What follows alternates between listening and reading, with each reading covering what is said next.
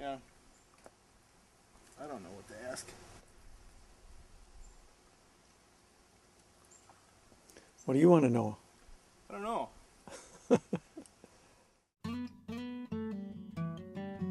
We shared the cabin with Uncle Chris and Dot. Chris really was building the cabin. They shared expenses, but I think Chris did most of the work. They had 6 kids. We had 6 kids in my family, so there were 12 kids in that one cabin alone. Presumably, we all were supposed to do an hour of work in the morning before we could go play with our friends, picking up or chopping wood or something. And then once we were done with that, we could go off and play.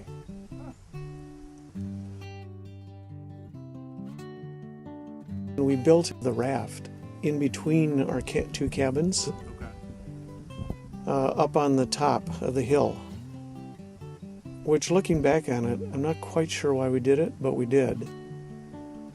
And once the whole frame and the floorboards were on it, well, you remember, it was a pretty big raft. It was like 12 feet wide and, I don't know, 16, 20 feet long. It was a big raft.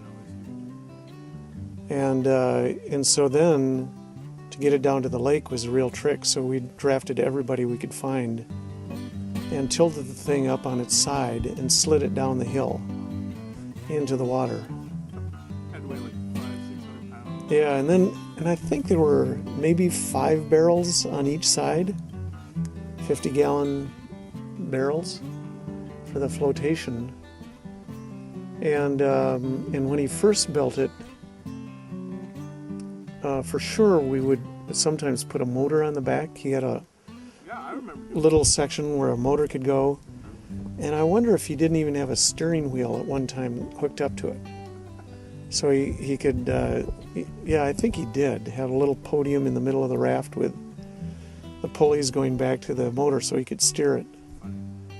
I remember going out on it with one of its first maiden voyages when they had invited all sorts of people and had dessert on it. I think there were like, oh gosh, 12, 15 adults or so.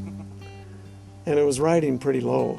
And but we just putted along the shoreline, and I had my fishing pole, and it's the biggest walleye I ever caught was in front of beavers. Okay. Yeah.